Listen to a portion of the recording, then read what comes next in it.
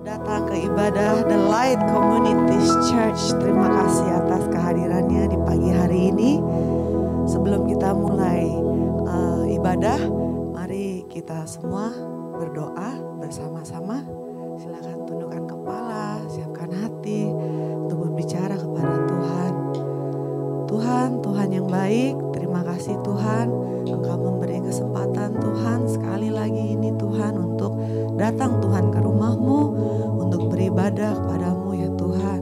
Terima kasih atas panjang minggu ini Tuhan, Kau telah menyertai, memberkati, menegur, menemani kami ya Tuhan.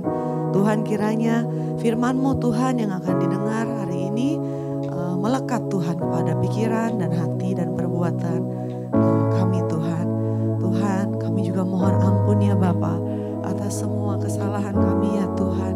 Kiranya Engkau ingatkan kami Tuhan di mana kami berjalan di jalan yang tidak sesuai dengan rencana-Mu ya Tuhan. Bawalah kami Tuhan ke jalan kebenaran-Mu Tuhan setiap harinya. Hari ini kami mau berdoa juga Tuhan untuk teman-teman kami Tuhan yang lagi mission trip di Gunung Kidul dan akan berjalan kembali ke sini jam 12 siang nanti. Kami berdoa Tuhan kiranya Kau rapi mereka, berkati mereka dalam pelayanannya dan juga dalam perjalanannya balik ke rumah masing-masing. Tuhan yang baik, kiranya Engkau berkati juga sekolah minggu kami ya Bapa, anak-anak dan guru-guru yang akan melayani. Tuhan kiranya bekerjalah di sekolah minggu TLCC. Kami serahkan ibadah ini dari awal sampai akhir ke dalam tangan-Mu ya Tuhan. Dalam nama Tuhan Yesus kami berdoa dan mengucap syukur. Semua yang bersuka cita katakan haleluya. Amin. Shalom, selamat pagi. Shalom, selamat pagi. Puji Tuhan. Mari kita siapkan hati untuk menyembah Tuhan bersama-sama. Amin. Kita akan katakan bahwa Yesus adalah kekuatan dari kami.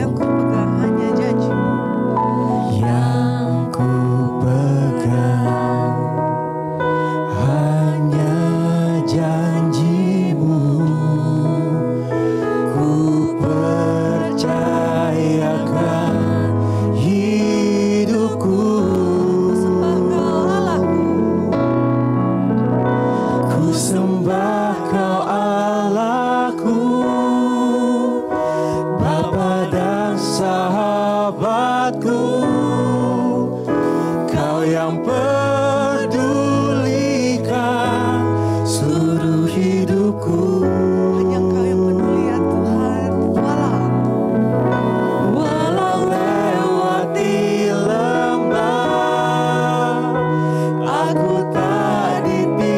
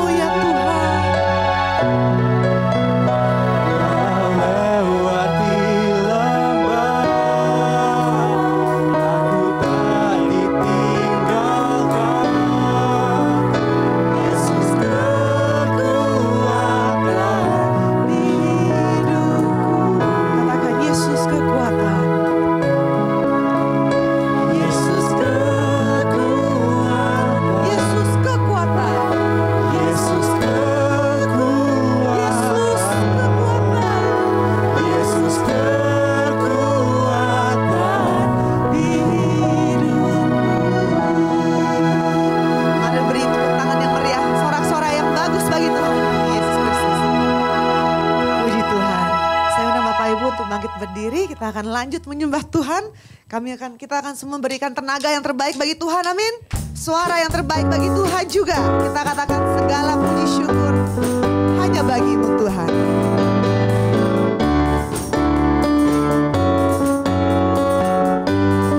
Segala puji syukur.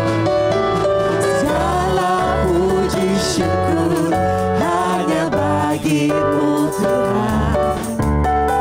Sebab Kau yang layak dipuja. Kami mau bersorak. Kami mau bersorak. Tinggikan nama. Katakan haleluya. Haleluya. Segala puji syukur. Segala puji syukur hanya bagi-Mu Tuhan. Yes. Sebab Kau yang layak dipuja. Kami mau bersorak, amin. Kami mau bersorak, tinggikan nama-Mu. Haleluya. Jemaat di LCC silakan bersorak. Soraklah, haleluya. Soraklah, haleluya. Haleluya. Soraklah, haleluya. Soraklah, haleluya. Soraklah, haleluya. Haleluya. Segala puji syukur bagi-Mu Tuhan. Segala puji syukur hanya bagi-Mu Tuhan. Sebab Kau yang layak dipuja. Kami mau bersorak, tinggikan nama-Mu. Haleluya. Mari semuanya soraklah, haleluya. Soraklah, haleluya. Soraklah, haleluya. Haleluya. Sekarang para ibu-ibu aja, soraklah, haleluya. Ayo ibu-ibu. Soraklah, haleluya. Soraklah, haleluya. Haleluya. Bapak-bapak, gilirannya sekarang, soraklah. Soraklah, haleluya. Soraklah, haleluya. Haleluya. Semuanya sama-sama katakan soraklah, haleluya. Soraklah, haleluya. Soraklah, haleluya. Haleluya. Kita lanjut bersorak bagi Tuhan. Katakan soraklah. Soraklah, haleluya. Soraklah, haleluya. Haleluya.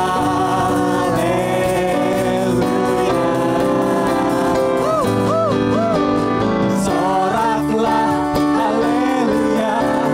Soraklah, haleluya. Haleluya. Haleluya.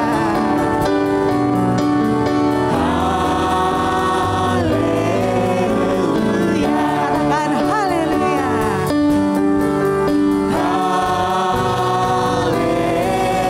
Haleluya. Beri tepuk tangan yang meriah bagi Tuhan. Puji Tuhan. Mari kita lanjut menyembah Tuhan, amin. Kita akan katakan Allah peduli, Allah paling mengerti.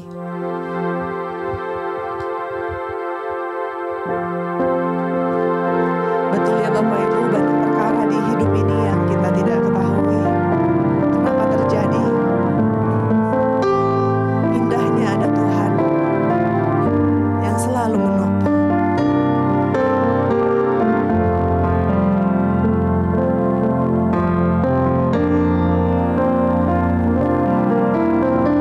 Banyak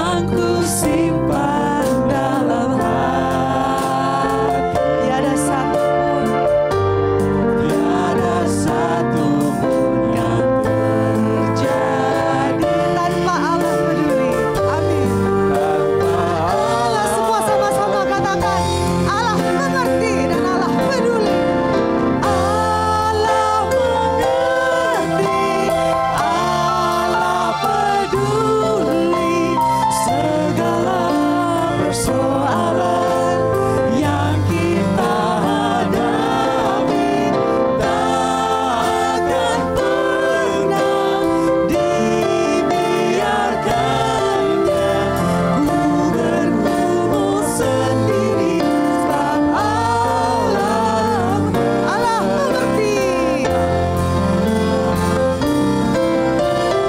Allah mengerti, Allah peduli segala persoalan yang kita hadapi takkan pernah dibiarkannya ku bergumul sendiri sebab Allah mengerti.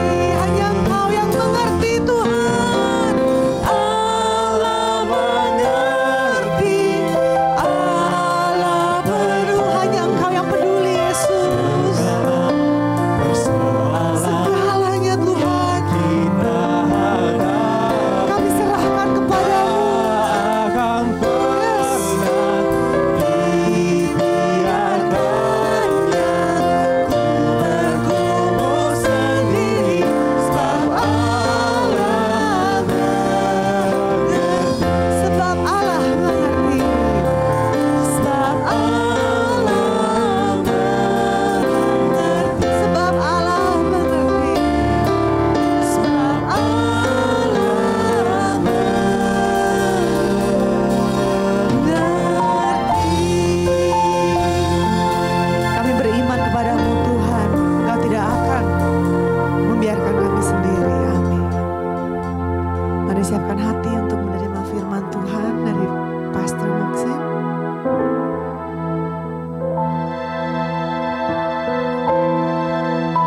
Sebelum kita naikkan pujian berikutnya, tiba waktunya untuk menyalakan lilin Advent yang ketiga. Silakan Bapak Ibu untuk duduk kembali. Ini adalah minggu ketiga dan lilin ketiga ini melambangkan sukacita. Amin. Juga melambangkan, juga disebut sebagai lilin gembala. Saya undang untuk Ibu Mimi yang terkasih untuk maju dan menceritakan tentang lilin Advent yang ketiga.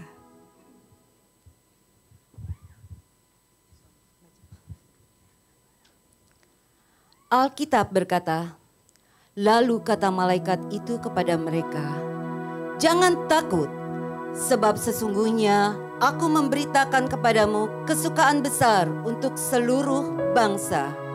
Hari ini telah lahir bagimu Juru Selamat, yaitu Kristus Tuhan di kota Daud. Lukas 2 ayat 10.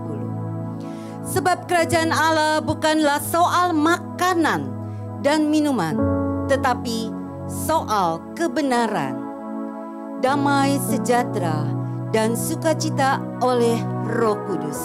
Roma 14 ayat 17. Tuhan mengutus malaikatnya untuk memberitahu kabar baik. Suatu sukacita besar mengenai Sang Juru Selamat bukanlah kepada orang-orang yang ternama, berpangkat atau rohaniawan, tetapi orang-orang yang dipandang sebelah mata oleh dunia. Mereka adalah para gembala domba, sekelompok orang yang berstatus sosial rendah, kaum yang sama sekali tidak masuk perhitungan. Mereka miskin, hina, dan tidak layak.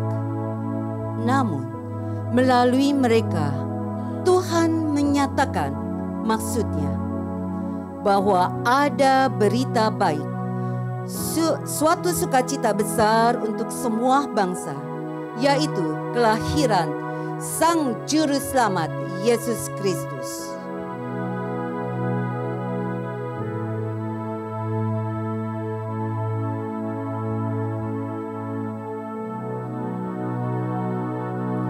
Hal ini menunjukkan bahwa kedatangan Sang Juru Selamat ke dunia ini menyambut setiap orang yang datang kepadanya. Dan ia hendak menunjukkan keprihatinannya kepada manusia, supaya setiap manusia dapat mengalami kelepasan dosa dan beroleh hidup yang kekal, serta dari kemiskinannya setiap orang percaya menjadi kaya dalam Dia. 2 Korintus 8 ayat 9. Inilah sukacita kekal dalam Kristus Yesus, dan sukacita ini adalah sukacita yang mulia dan tidak bisa dilukiskan dengan kata-kata. Itulah yang menjadi kekuatan kita. Sesuram apapun situasi yang ada di sekitar kita, seharusnya tidak mempengaruhi suasana hati kita. Karena sukacita kita bersumber pada Tuhan kita, Yesus Kristus. Terima kasih Bu Mimi dan Bu Suratin. Kabar gembira ya, puji Tuhan. Sebentar lagi Natal akan tiba.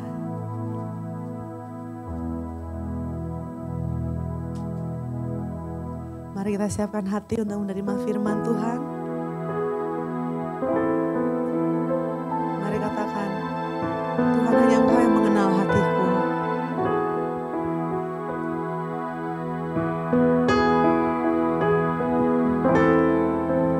Hanya dekat kasih-Mu Bapa, jiwaku pun tentram.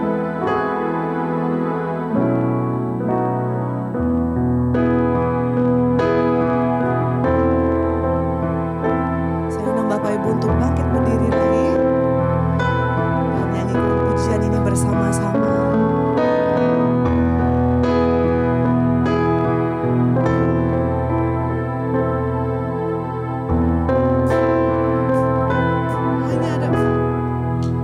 Hanya dekat kasih-Mu Bapa, jiwaku pun tentram. Engkau menerimaku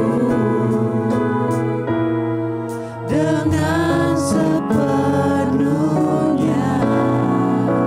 Walau dunia melihat rupa, namun Kau memandangku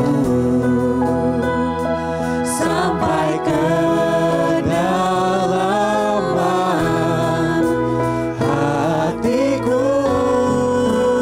Tuhan, ini yang ku tahu. Tuhan, inilah yang ku tahu. Kau mengenal hatiku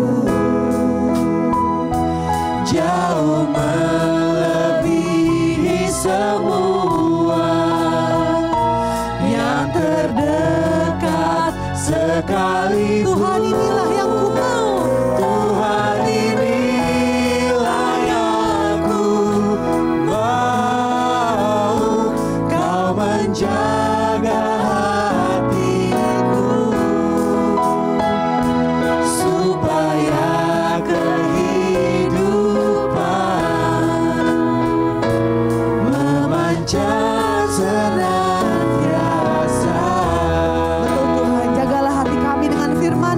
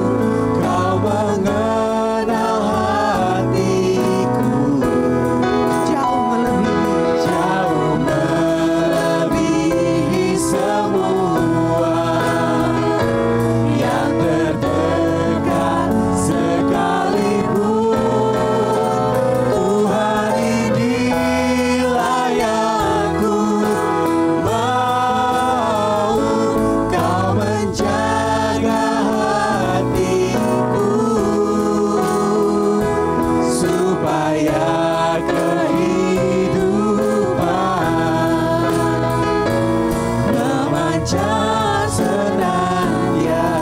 Katakan Tuhan, inilah yang ku tahu. Inilah yang ku tahu, Kau mengenal hatiku, jauh melebihi semua yang terdekat sekalipun. Tuhan, inilah yang ku mau, Kau menjaga hatiku, supaya kehidupan memancar senantiasa. Katakan Tuhan, inilah.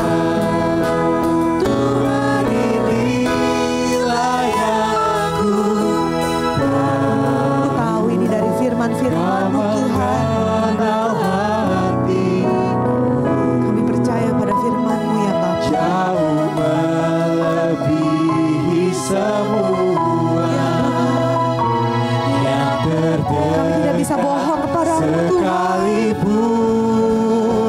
Tuhan, inilah yang Dengarlah doa kami Tuhan. Kau menjaga hatiku, Supaya kehidupan dari-Mu supaya yang memancar memancar senantiasa, supaya kehidupan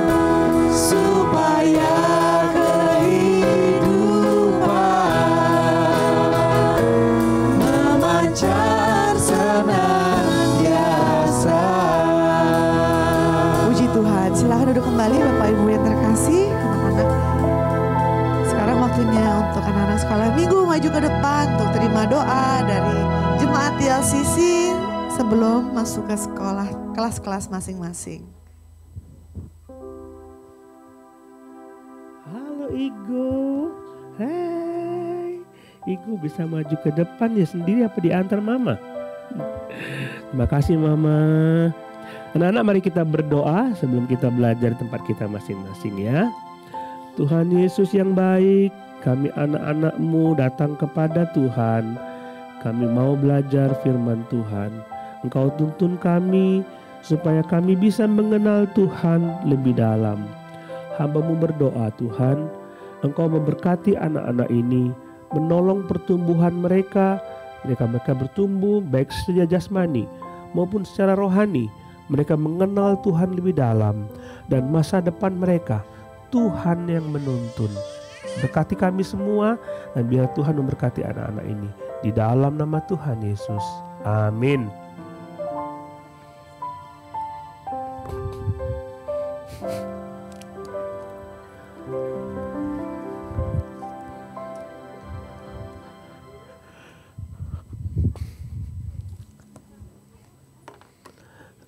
Saudara yang dikasihi Tuhan, mari kita berdoa sebelum kita belajar firman Tuhan. Kita berdoa bersama-sama. Bapa di surga, kami bersyukur untuk kebaikan Tuhan dalam hidup kami. Kami dipelihara, dijaga oleh Tuhan. Kami dilindungi oleh Tuhan. Dan kami tahu bahwa ketika Tuhan berbicara kepada kami, ada banyak teguran, nasihat yang mungkin keras, tapi semua demi kebaikan kami sendiri. Karena Engkau mengasihi kami. Bapa, kami ingin belajar firman-Mu. Tolonglah kami untuk Engkau berbicara sendiri kepada kami secara pribadi. Di dalam nama Tuhan Yesus. Amin. Saudara, hampir di antara kita semua pernah nonton film Titanic. Ya, siapa yang belum pernah nonton film Titanic? Udah pernah ya. Bagaimana itu luar biasa sekali. Itu saya masih muda waktu itu nonton ya. Sekarang juga masih muda. Oke. Itu dalam film itu saudara tahu ada seorang tahun 1912 ada seorang perancang kapal itu. Dia seorang perfeksionis, seorang idealis. Dia pandai membuat kapal dan pada sebelum pelayaran perdana kapal itu dia diwawancarai oleh seorang wartawan dan menanyakan faktor keamanan dari kapal itu.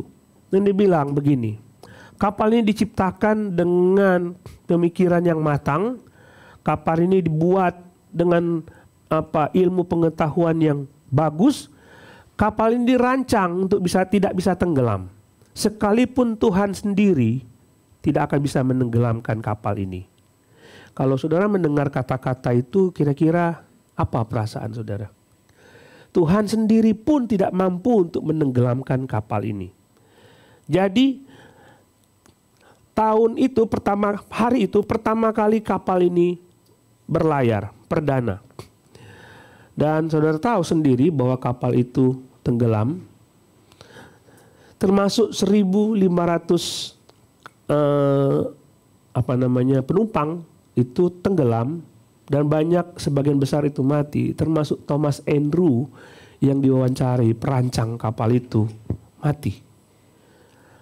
Saudara, ada banyak orang di dunia ini yang mengolok-olok Tuhan, menantang Tuhan, menantang Tuhan, mengatakan kau tidak bisa apa-apa. Jadi mereka melakukan hal seperti itu. Saudara bisa menemukan dalam Kisah Para Rasul pasal 12. Di situ ada seorang yang bernama Herodes. Saudara tahu Herodes? Saudara lihat ayat 20. Herodes sangat marah terhadap orang Tirus dan Sidon. Atas persetujuan bersama mereka pergi menghadap dia. Jadi orang Tirus dan Sidon ini menghadap Herodes, mereka berhasil membujuk Blastus, pegawai istana raja, ke pihak mereka. Lalu mereka memohon perdamaian karena negeri mereka beroleh bantuan makanan dari wilayah raja. Dan pada suatu hari yang ditentukan, Herodes mengenakan pakaian kerajaan lalu duduk di atas tahta dan berpidato kepada mereka. Dan rakyatnya bersorak membalasnya, ini suara Allah, bukan suara manusia. Dan seketika itu juga ia ditampar malaikat Tuhan karena ia tidak memberi hormat kepada Allah. Ia mati dimakan cacing-cacing. Herodes marah kepada orang Tirus dan Sidon. Ketika mendengar Herodes marah, orang Tirus dan Sidon mencoba untuk melunakkan hati Herodes.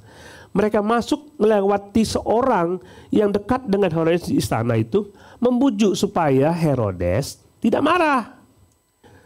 Jadi bargainingnya begini. Jangan marahlah kepada kami. Kalau sekarang kami menganggap Herodes itu orang biasa, kami akan menganggap dia Allah. Bagaimana caranya?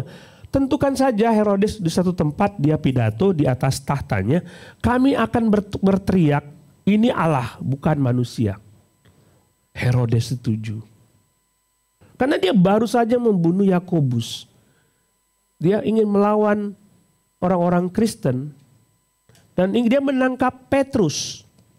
Tapi Petrus dibebaskan oleh malaikat Tuhan. Ingin melawan. Dan ingin menganggap dia sebagai Allah, bukan sebagai manusia. Berdirilah dia di hadapan banyak rakyat dan seperti skenario yang dibuat, rakyat berteriak, ini Allah, bukan manusia. Saudara bisa bayangkan bagaimana darah mengalir di tubuh Herodes dengan bangganya. Bangga sekali dengan teriakan orang bahwa dia Allah, bukan manusia. Saya rasa malaikat Tuhan marah dan minta izin kepada Tuhan, aku mau nampar dia. Dan ditamparlah Herodes dan mati seketika itu juga. Kalau manusia menampar manusia enggak apa-apa ya, paling sakit masuk rumah sakit gitu ya. Kalau ditampar malaikat tuh kayak apa coba? Banyak sekali orang di dunia ini mencoba untuk mengolok-olok Tuhan, menantang Tuhan, mengatakan bahwa Tuhan tidak mampu berbuat apa-apa terhadap hidup saya. Dan Tuhan bertindak, Herodes tidak diberi ampun. Hari itu juga ketika dia dengan bangga-bangganya mendengar suara bahwa dia Allah, bukan manusia, saat itu juga dia mati. Thomas Andrew perancang kapal itu, malam itu setelah beberapa hari dia menarungi lautan itu, dia mati. Tuhan tidak mau diolok-olok. Tuhan tidak mau diolok-olok. Saya tahu saudara mungkin berpikir mengenai orang-orang di luar sana yang mengolok-olok Tuhan. Dan darah saudara mendidih dan merasa marah. Dan merasa kalau saya ada di situ mungkin saya sudah pukul itu orang. Kita berpikir demikian. Tapi kita akan belajar dari seorang raja yang bernama Belshazzar. Dia adalah salah seorang dalam perjanjian lama yang mengolok-olok Tuhan. Setelah dia mengolok-olok Tuhan, malam itu juga dia mati. Mari kita buka Daniel pasal yang ke-5. Ini seri yang terakhir dari kitab Daniel. Nanti kita akan besok akan memasuki Natal. Jadi kita akan bahas surat Efesus besok minggu depan. Daniel pasal 5. Saya ingin mengajak saudara membaca tidak semuanya tetapi khotbah Daniel kepada Belshazzar dan semua orang yang hadir di ruangan itu. Daniel berkhotbah. Daniel pasal 5 ayat 18, saya akan baca ayat 18, saudara baca ayat seterusnya, kita baca silih berganti. Ya Tuanku Raja, Allah yang Maha Tinggi telah memberikan kekuasaan sebagai Raja, kebesaran, kemuliaan, keluhuran kepada Nebukadnezar, ayah Tuanku.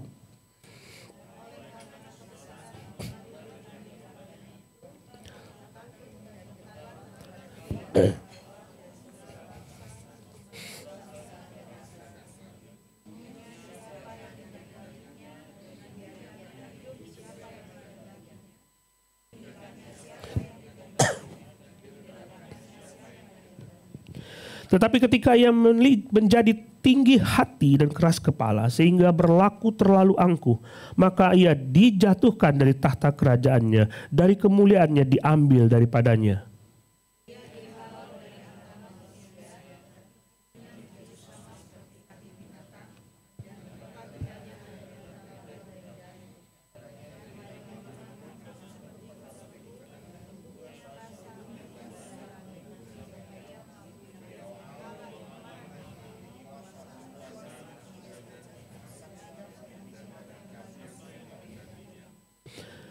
Tetapi Tuanku Belshazzar, anaknya, tidak merendahkan diri, walaupun Tuanku mengetahui semuanya itu.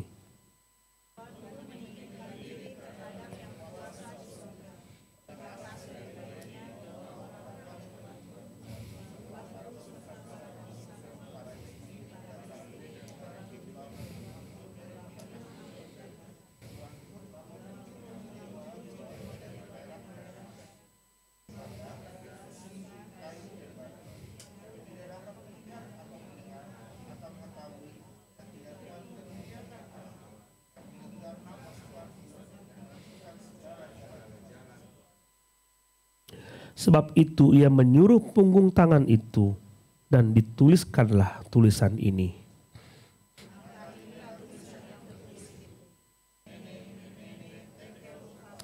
Dan inilah makna perkataan itu. Mene, masa pemerintahan kau dihitung oleh Allah dan telah diakhiri.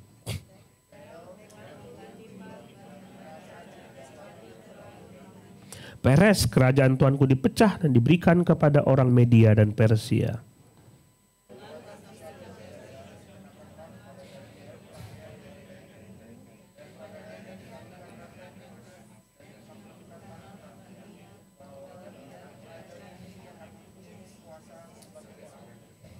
Pada malam itu juga terbunuhlah Belshazzar, raja orang Kasdim itu. Tidak perlu menunggu lama. Setelah dijelaskan kepada Belshazzar arti dari tulisan itu, dia tidak diberi kesempatan untuk merenungkan terlalu lama dan dia tidak bertobat. Malam itu juga dia mati terbunuh. Kenapa? Nanti kita akan melihat bahwa dia sangat mengolok-olokkan Tuhan. Raja berganti raja. Jadi sejak Nebukadnezar sebenarnya ada beberapa raja sebelumnya. Kalau saudara lihat timeline Daniel, coba tampilkan timeline Daniel.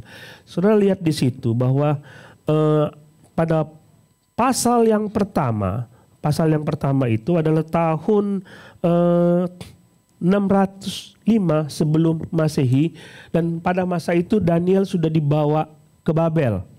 Dan ketika pasal yang kedua 602 itu, Daniel itu pasal 2 ketika dia menafsirkan mimpi Raja Nebukadnezar. Kemudian 589 itu kejatuhan Yerusalem. Daniel pasal 4 itu 653 Masehi. Dari pasal 4 ke pasal 5 itu sebenarnya ada beberapa raja bergantian. Jadi ada beberapa raja pendek-pendek semua, karena dalam sejarah, batu sejarah. Jadi ini ada fakta historisnya bahwa mereka ini adalah raja-raja Babel setelah Nebukadnezar. Jadi saudara lihat catatan Alkitab ini ada fakta historisnya. Ada catatan bahwa ada raja-raja sebelumnya itu yang tidak dicatat oleh kitab Daniel. Dan mereka adalah orang-orang yang tidak berumur panjang dalam pemerintahan karena kasus moral. Jadi mereka dibunuh, ada yang 2 tahun, ada yang 9 bulan, dan seterusnya sampai akhirnya pasal 5 kita bertemu dengan Belsazar. Belsazar itu adalah anak Nobidus, dan Nobidus itu adalah ayah dari Belsazar. Jadi kalau saudara menemukan dalam pasal Daniel pasal 5 bahwa Belsazar adalah anak dari Nebukadnezar, itu bukan berarti anak langsung. Kalau dalam bahasa Ibrani, bin, ada dia Amir bin Umar, berarti Amir anaknya Umar. Nah kalau gitu Amir ben dalam bahasa itu, dia dijelaskan bahwa namanya anak itu berarti keturunan, belum tentu langsung. Jadi seperti itu. Nah Belsazar disebutkan dia anak Nebukadnezar, dia ada hubungan dengan Nebukadnezar. Nebukadnezar mati ketika itu Belsazar sudah ada, dia masih remaja. Jadi dia tahu persis peristiwa ketika Nebukadnezar direndahkan. Dia tahu sekali itu peristiwa itu. Itu belum lama itu. Dia ingat sekali peristiwa itu. Nah, dia mengadakan pesta. Jadi kalau saudara lihat dari itu ya, dari skema tadi, Daniel tuh hidup luar biasa itu sampai 3 dinasti. Dinasti Babel, dinasti Media, dinasti Persia. 3 dinasti. Dan dari semua dinasti itu dia tetap dipakai sebagai duduk dalam kedudukan tinggi. Jadi walaupun raja ini ditaklukkan, ganti raja lain, dia tetap duduk di situ dalam pemerintahan, dalam kedudukan yang tinggi. Jadi dalam Daniel pasal 5 ini kira-kira umurnya 80 tahun. Dia khotbahnya keras, kalau saudara baca tadi, penafsiran itu keras sekali. Kalau saya mendengar itu, dia bicara mengenai saya misalnya, bahwa malam ini kalau Tuhanku berakhir, itu sakit sekali. Tapi dia berani. Nothing tulus, umurku udah 80. Aku sudah mau mati gak apa-apa. Jadi dia umurnya 80. Nah pada saat itu Belsazar pesta. Dia pesta. Dia mengundang 1.000 orang ke pesta itu. Mengundang 1.000 orang masuk ke pesta itu. Mabok. Dan suka pesta. Kalau saudara baca catatan-catatan sejarah, fakta sejarah. Mereka hampir setiap hari pesta sebenarnya. 1.000 ekor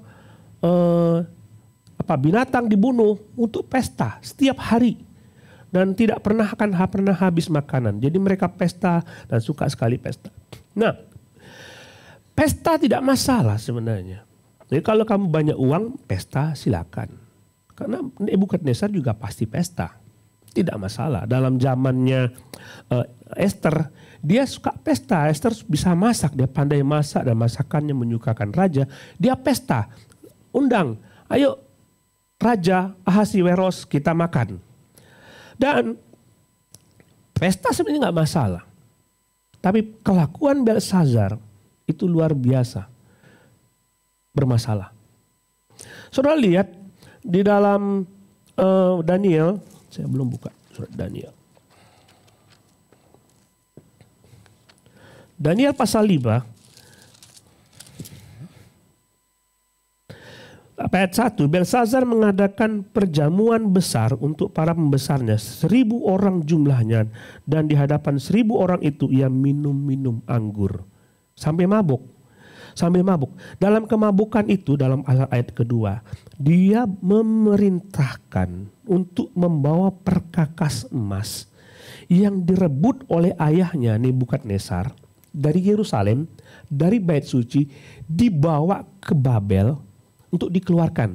Perkakas itu, Nebukadnezar tahu ini perkakas adalah penting sekali bagi orang-orang Yahudi. Jadi ketika dibawa ke Babel itu diperlakukan secara khusus, lalu ditaruh di ruangan secara khusus selama puluhan tahun tidak pernah disentuh. Nebukadnezar menghargai itu. Mungkin saja dia semakin belajar mengenai raja orang Yahudi dan tahu bahwa Allahnya Daniel itu begitu luar biasa. Dia memperlakukan perkakas itu dengan istimewa dan tidak bisa disentuh. Tidak disentuh pada zaman dia. Tapi lihat Belsazar dalam kemabukannya. Dia bawa perkakas, suruh keluarkan.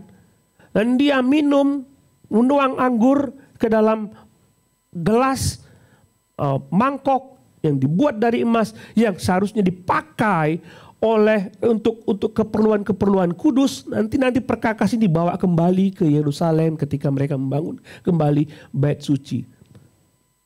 Dipakai untuk mabuk-mabukan, dan bukan cuma itu. Saudara perhatikan dalam ayat yang kedua itu. Nebukadnezar menitahkan orang membawa perkakas dari emas dan perak yang telah diambil oleh Nebukadnezar ayahnya dari dalam bait suci di Yerusalem, supaya raja dan para pembesarnya dan para istri dan para gundik minum dari perkakas itu. Ayat 3, dibawalah perkakas itu dari emas dan perak itu diambil dari bait suci rumah Allah di Yerusalem. Lalu raja dan para pembesar, para istri, para gundik, mereka minum dari perkakas itu. Tujuannya apa? Mereka minum anggur dan memuji-muji dewa. Dari emas, perak, tembaga, besi, kayu, batu. Maksudnya begini. Aku sekarang sebagai raja. Nanti kalau saudara lihat ketika Daniel muncul untuk menafsirkan tulisan itu, Daniel dianggap, oh kamu orang buangan itu ya. Sombong sekali dia. Dan dia mengatakan begini, perkakas ini untuk menunjukkan bahwa kekuasaanku, Allahku yang terbuat dari batu, perak, emas, kayu itu lebih besar dari Allah ini. Jadi dia mengolok-olok Tuhan dengan cara menistakan perkakas itu. Itu berat sekali. Bukan perkakasnya begitu pada perkakas itu ya mungkin ini perkakas biasa.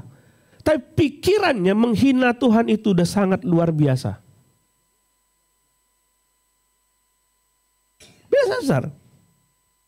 Dia menghina Tuhan, mengolok-olok Tuhan dengan membawa perkakas itu dan makan di situ. Saudara, kalau kita melihat ini, kalau saudara melihat misalnya, katakanlah pada zaman sekarang ini, melihat Tuhan kita diolok-olok, itu apa rasanya? Saya dengar cerita, entah ini cerita benar atau tidak. Pada zaman dulu, zaman komunisme, ada orang-orang masuk dan orang-orang ateis masuk ke gereja dan dia melihat ada orang-orang di gereja yang beribadah. Lalu di situ ada gambar Yesus, cuma gambar saja. Tapi kita tahu itu siapa yang dihina, bukan gambar itu yang dihina. Gambar itu diturunkan dan dia mengatakan kepada seluruh jemaat, siapa di antara kalian yang tidak mengencingi gambar ini akan kami tembak. Apa rasanya? Walaupun itu cuma gambar. Sebagai orang percaya, apa rasanya? Apa rasanya, saudara? Melihat orang mengolok-olok Tuhan seperti itu. Rasanya kita mau mengutuk ya. Kita mau mengutuk. Dan Kayak seperti itulah kira-kira perasaan Daniel ketika dia masuk ke ruangan itu.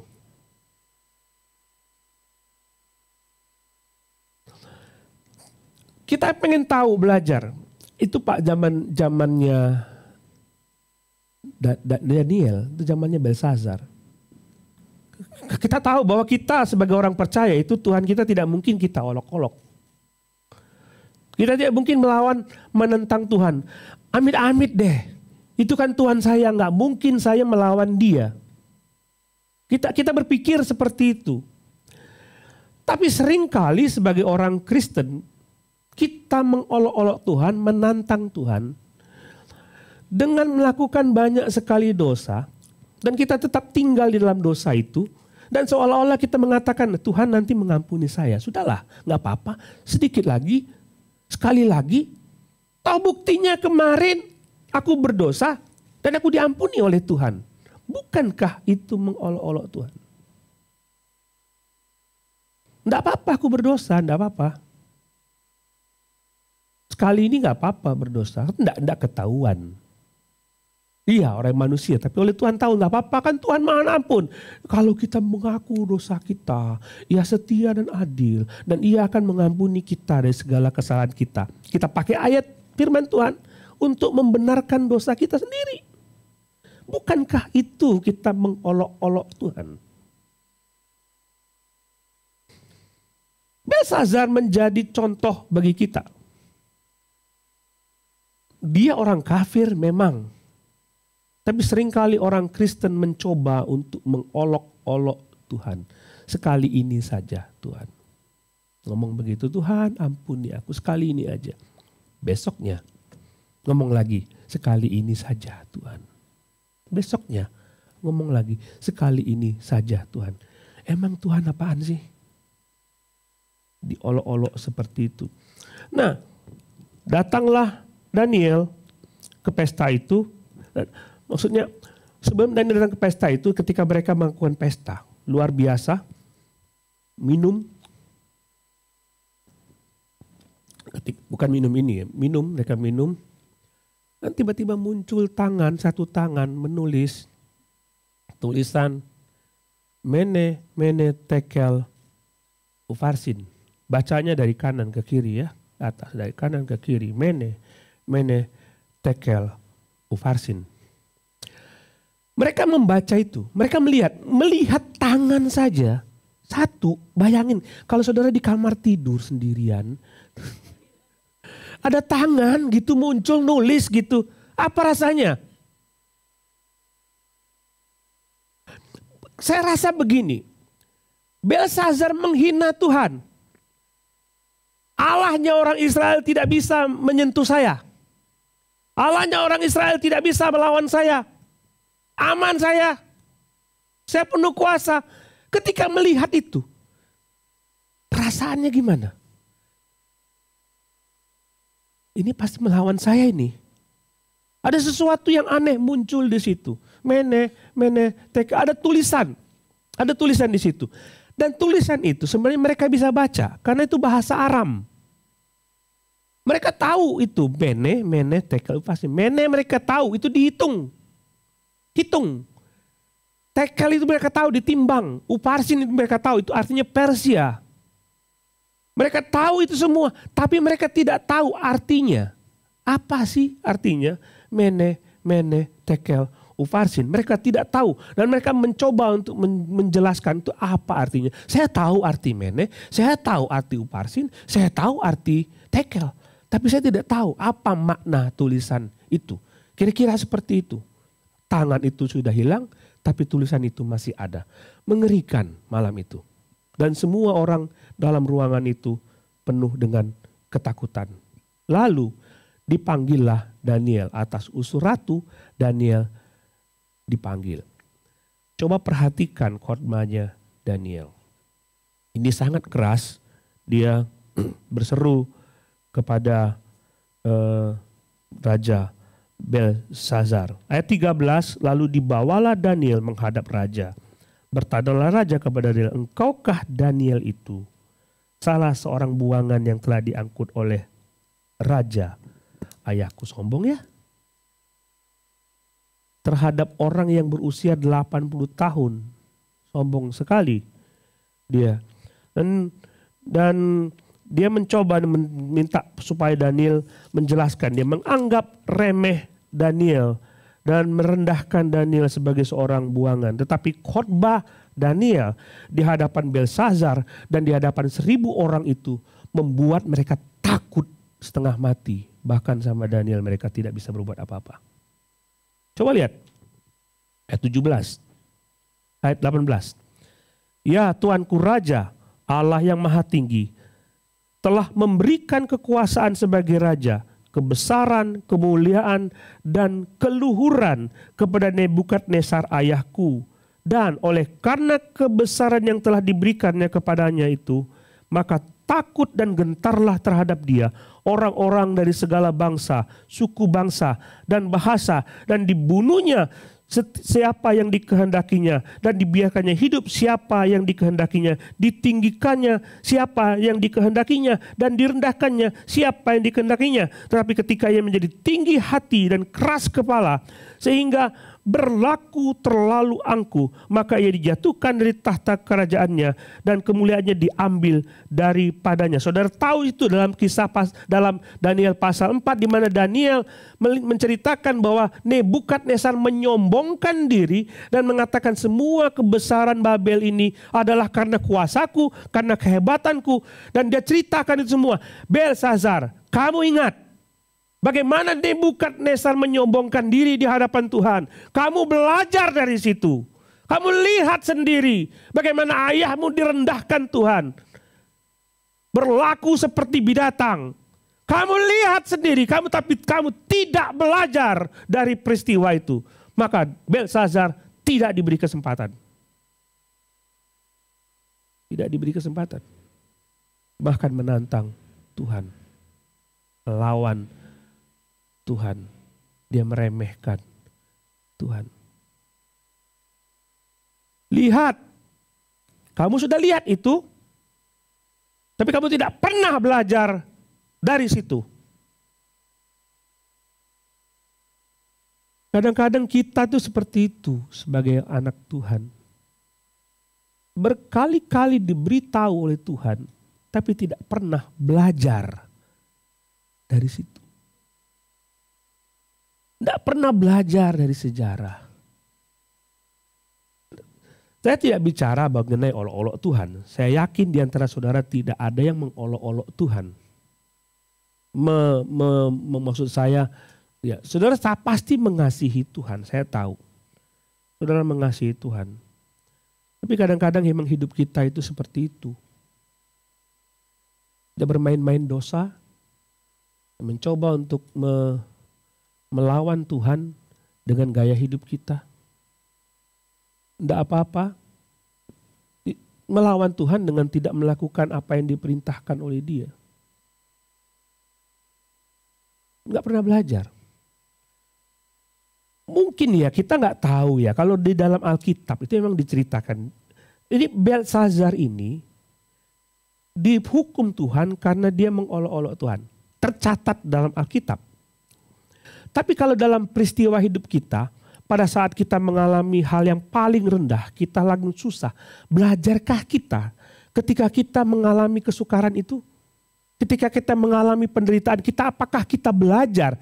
Mungkin ada sesuatu yang saya lakukan yang mengolok-olok Tuhan. Mungkinkah ada sesuatu yang saya lakukan yang membuat Tuhan kecewa dan Tuhan membiarkan saya dihukum seperti itu, menderita seperti itu, mengalami hal yang tidak enak, direndah-rendahkan dalam seumur hidup kita. Tidak pernah belajar, menganggap Tuhan kenapa ini terjadi, ini iblis pasti. Ini pasti iblis.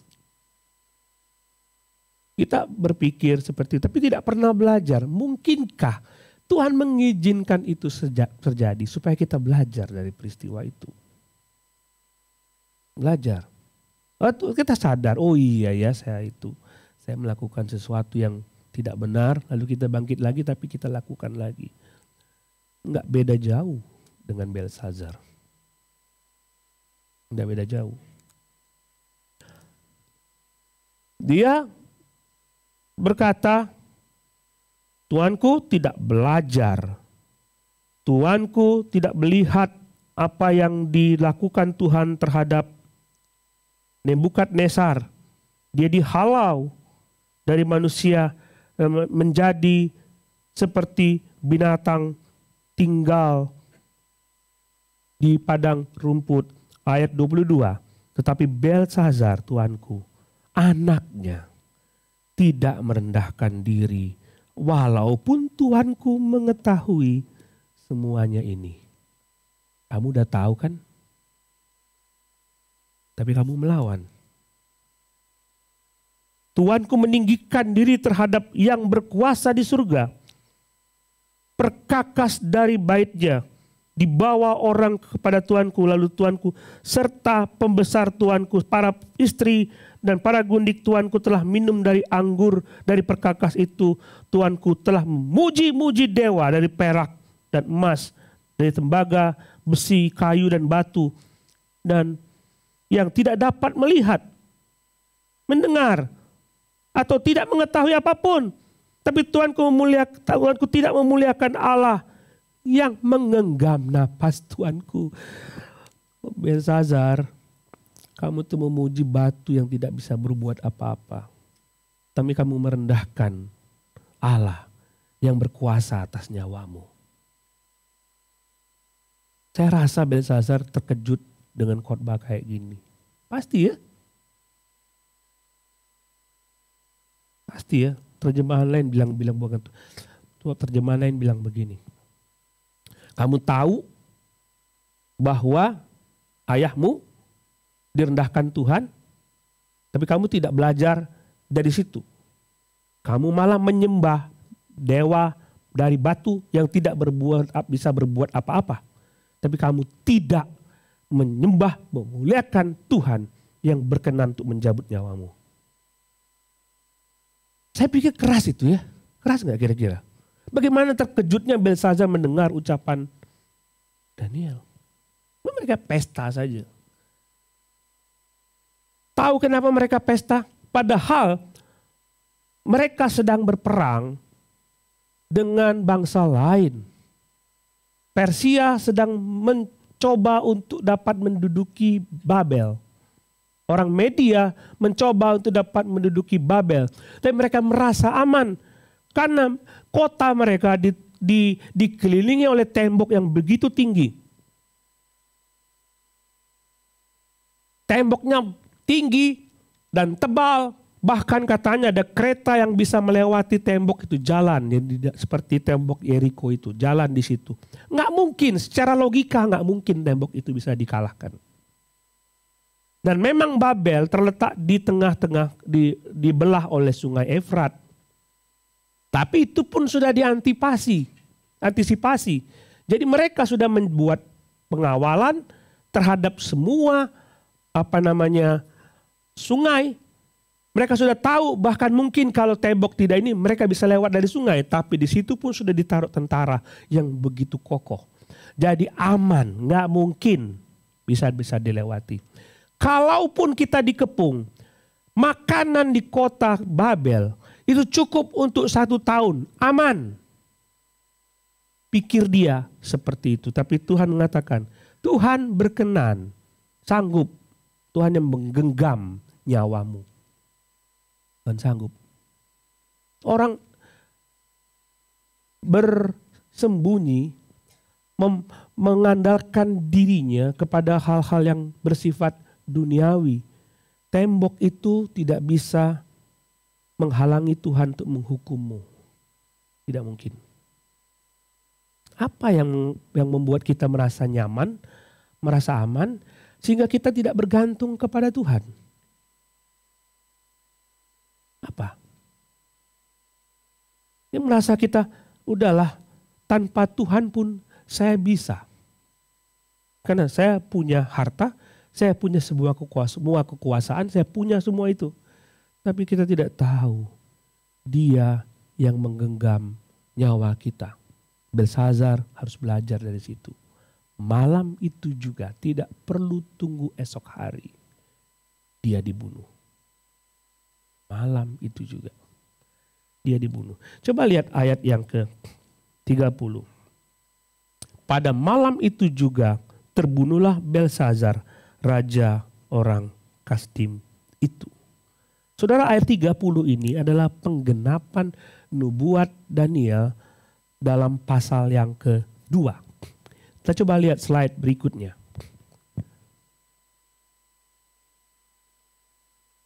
Terus. Nah, ini kisah Daniel pasal yang kedua.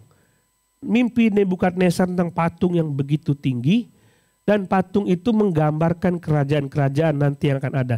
Fakta sejarah menunjukkan ini. Kepala itu kerajaan Babel, nanti dadahnya itu adalah Persia Media. Malam itu giliran dadanya Persia Media yang berlaku, bukan dinasti Babel lagi. Nanti saudara akan lihat dari setelah dinasti Persia, orang Iran itu, kemudian ada dinasti lainnya yaitu Yunani. Kemudian kaki dinasti Roma berkuasa atas dunia. Begitu seterusnya. Kemudian Roma lagi. Kemudian terakhir batu yang tidak digerakkan oleh tangan manusia, cuma batu. Turun menghancuri semuanya. Batu. Ini menggambarkan kerajaan Allah yang menghancurkan semuanya, mendominasi semua kerajaan yang ada di dunia ini. Setelah Roma, Yesus lahir dan Yesus mendirikan kerajaannya di dunia. Ini nubuat Daniel pasal yang kedua. Terjadi. Kita yang hidup pada masa kini melihat itu semua, peristiwa yang sudah terjadi. Belsazar tidak melihat itu. Dia tidak melihat Yunani, dia tidak melihat Roma, dia tidak melihat gereja berdiri, tapi kita melihat. Berarti benar, nubuat Tuhan benar terjadi. Jadi Daniel pasal 5 ayat 30 adalah penggenapan nubuat Tuhan terhadap mimpi Nebukadnezar. Belajar dari apa di sini? Belajar apa dari sini? Hukuman Tuhan, penghakiman Tuhan adalah sesuatu yang pasti. Tuhan tetap menepati janjinya terhadap orang-orang yang akan dihukum. Itu tidak bisa dihindari. Ya? Penghakiman Tuhan adalah sesuatu yang pasti.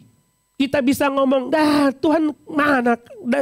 Dari dulu sampai sekarang saya berbuat dosa, tidak ada apa-apa. Tapi pasti penghakiman Tuhan itu adalah sesuatu yang pasti. Tidak bisa dihindari. Tidak bisa.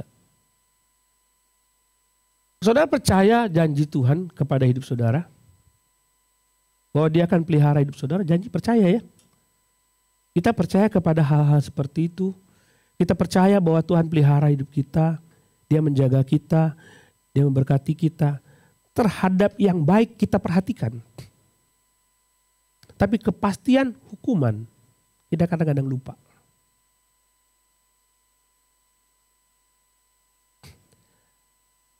Saudara, kita belajar apa dari Belsazar? Ada banyak dalam kehidupan kita. Kita menjadi orang Kristen yang sebenarnya kita tahu ya, Tuhan mau kita tuh seperti ini, Tuhan mau seperti itu. Ada idealnya Tuhan terhadap seperti apa sih orang Kristen itu. Tuhan mau seperti itu. Tapi kita menganggap, enggak, saya enggak mau seperti itu. Sudah paham itu semua. Dan Tuhan berkenan untuk menyatakan kehendaknya kepada kita supaya kita belajar. Enggak bisa lagi kita main-main, bermain dosa. Setiap dosa yang kita lakukan akan dibungkam oleh Tuhan, disingkapkan dan orang lain bisa tahu. Bisa tahu. Sepandai apapun kita menyembunyikan dosa, Tuhan akan buka. Dan begitu Tuhan buka, kan tidak enak.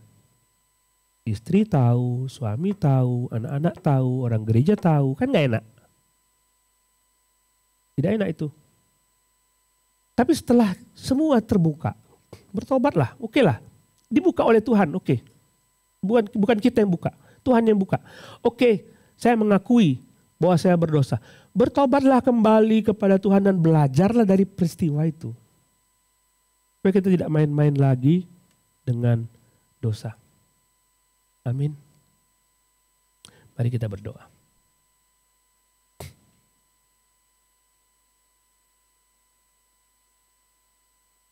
Silakan berdoa, saudara.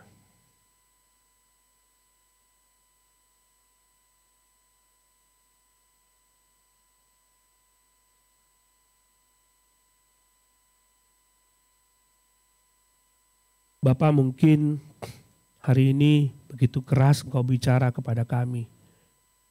Tapi setiap kebenaran firman Tuhan harus diungkap supaya kami belajar banyak dari situ.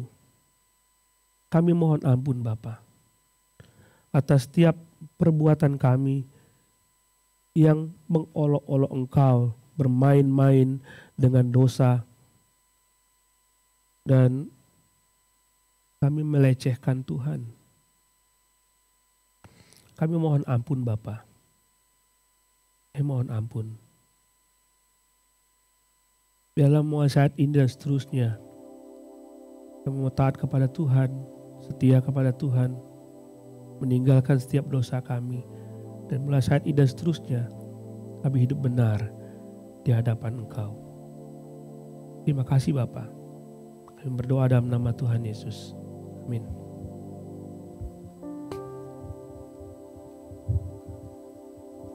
Terima kasih Pastor Muksin, kiranya firman Tuhan menjadi pelajaran bagi kami semua. Mari kita meresponi firman Tuhan dengan pujian berikut ini. Yesus bagaikan gembala. Tuhan Yesus, kami jadi milik-Mu.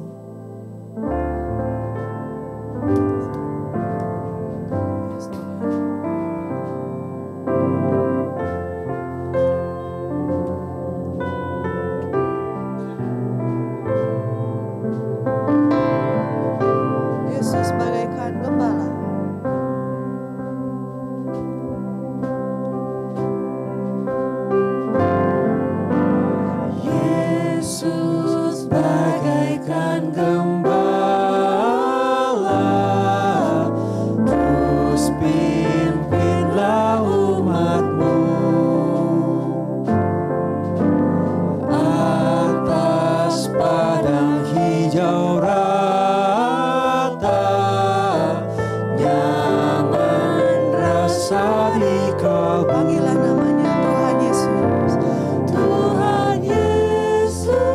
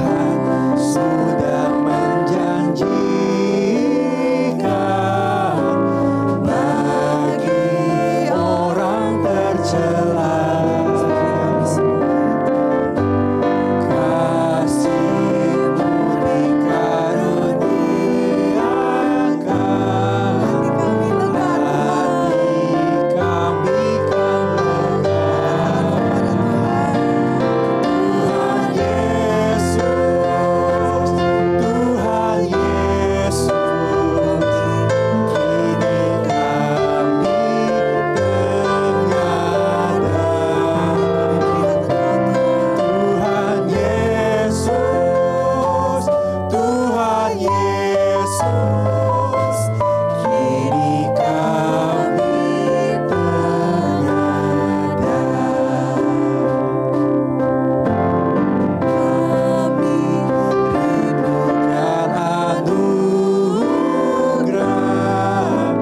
nyatakan kehendak-Mu. Kami siap Tuhan untuk dituntun oleh-Mu. Agar kasih-Mu melimpah dalam hidup yang Panggillah namanya yang indah itu. Tuhan Yesus, Tuhan Yesus, takkan selalu Akan berlalu kasih-Mu Tuhan. Tuhan Yesus, Tuhan Yesus, Takkan lalu kasih-Mu. takkan lalu kasih-Mu.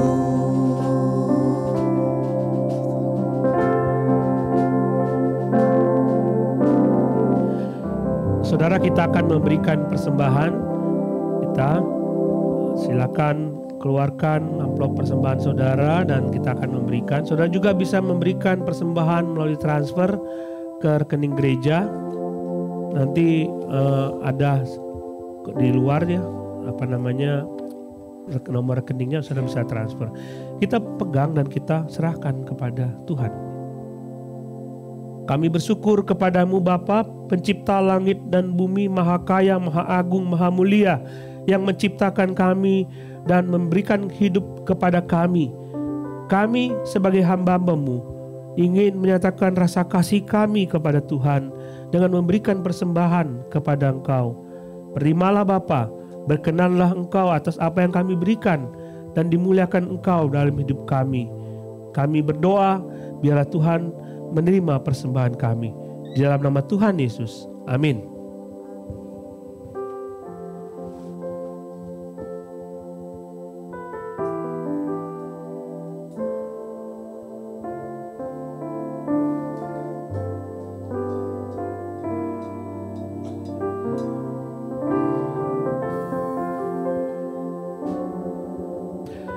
Sambil persembahan diedarkan, kita bersuka cita. Ada 4 orang baru pertama kali hadir.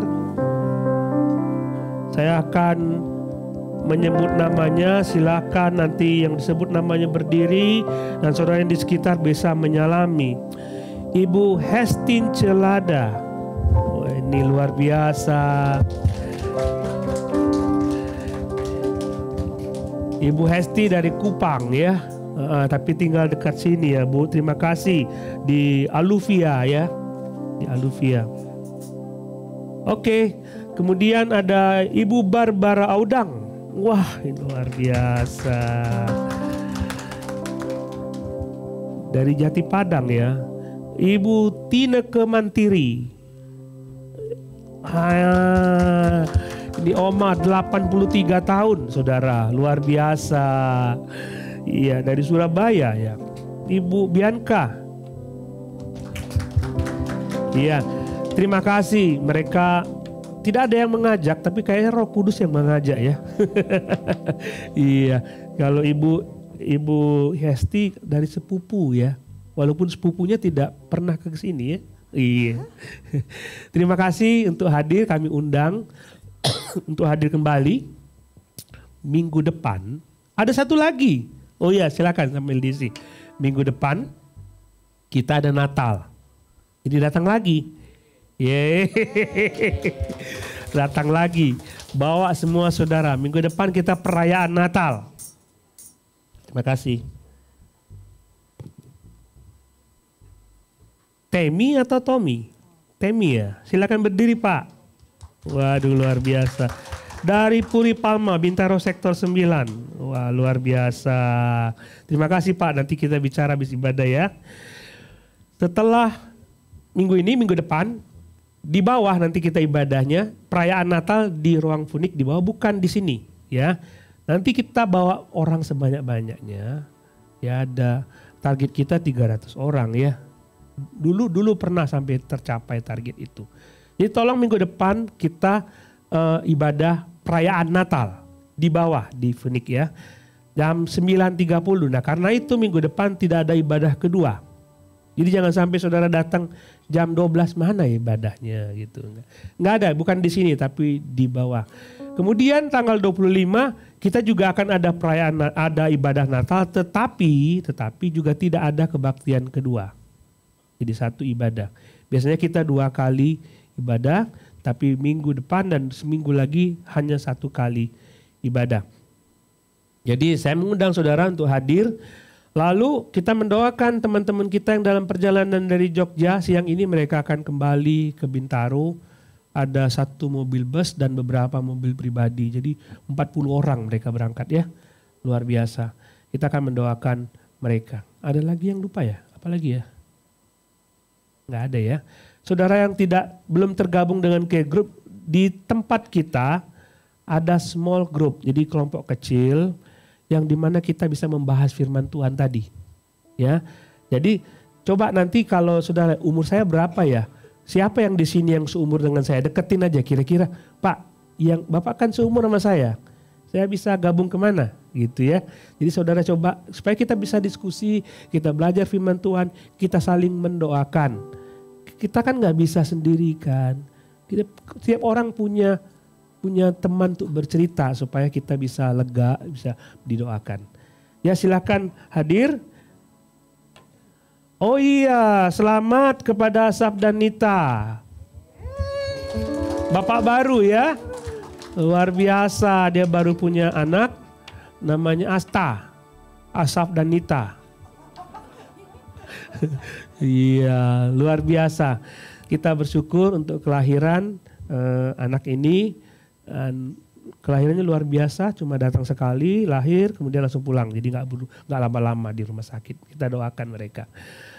Nanti kalau saudara ada pergumulan, ada apa yang mau didoakan, bisa datang ke saya dan saya akan berdoa buat saudara. Oke? Mari kita berdiri, kita berdoa bersama-sama. Bapa di surga, terima kasih untuk ibadah pagi hari ini. Kami bersyukur Engkau sungguh baik dalam hidup kami. Terima kasih untuk pengajaran, nasihat, dan teguran dari Tuhan. Sehingga kami bisa lebih baik lagi dalam hidup kami, dalam mengikut Engkau sebagai Tuhan dan Juru Selamat kami. Bapa, kami berdoa untuk teman-teman kami di Jogja yang akan berangkat dari Jogja kembali ke Bintaro. Engkau menyertai mereka dalam perjalanan. Hamba-Mu berdoa Tuhan memberikan kesehatan ekstra. Kami tahu bahwa mereka mungkin lelah dan mungkin menyerang tubuh mereka secara jasmani. Tapi kami percaya Tuhan akan pelihara mereka.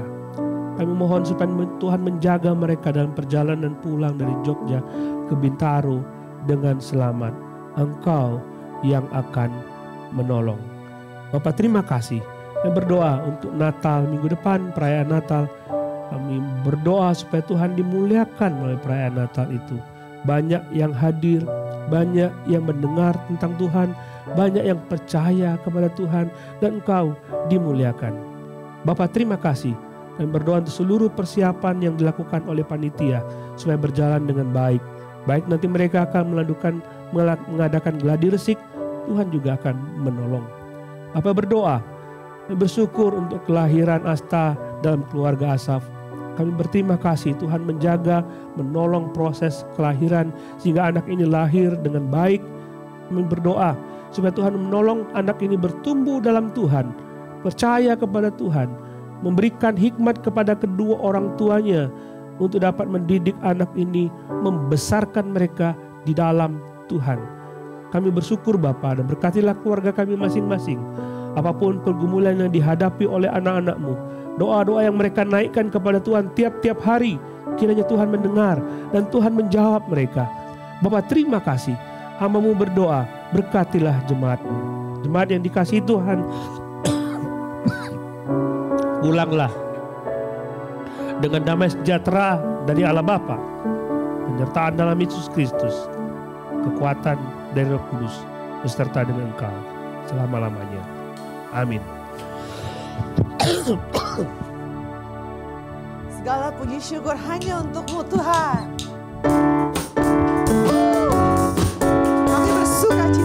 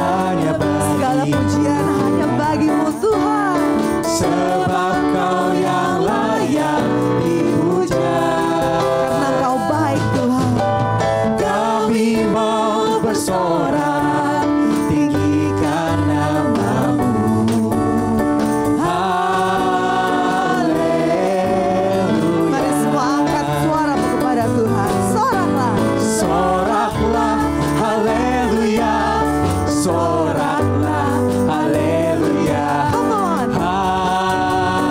Haleluya. Yes. Soraklah, haleluya. Soraklah, haleluya. Haleluya. Katakan haleluya.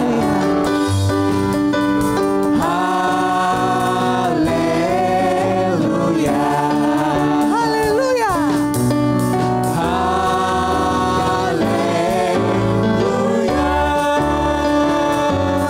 Beri tepuk tangan yang paling meriah bagi Tuhan kami Yesus Kristus.